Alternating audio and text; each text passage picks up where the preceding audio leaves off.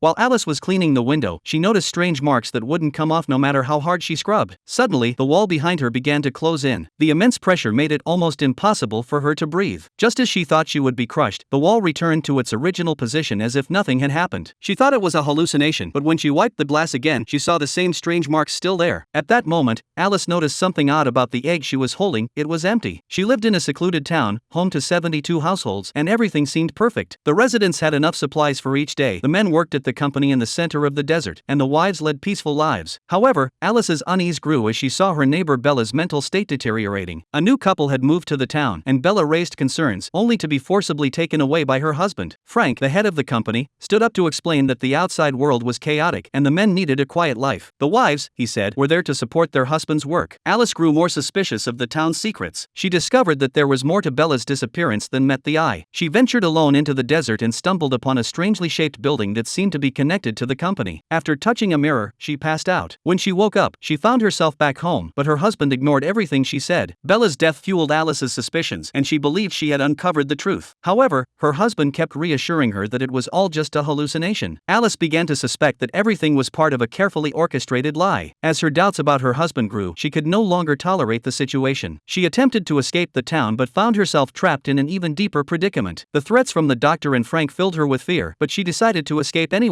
In the end, Alice discovered that everyone in the town was being controlled, including her own husband. She began to realize that her freedom had been taken away, and all her memories were manipulated. During one of her escape attempts, Alice broke through multiple barriers, determined to leave the town. Just when she was about to touch freedom, she hallucinated and heard the footsteps of pursuers behind her. Without hesitation, Alice turned back and returned to the real world.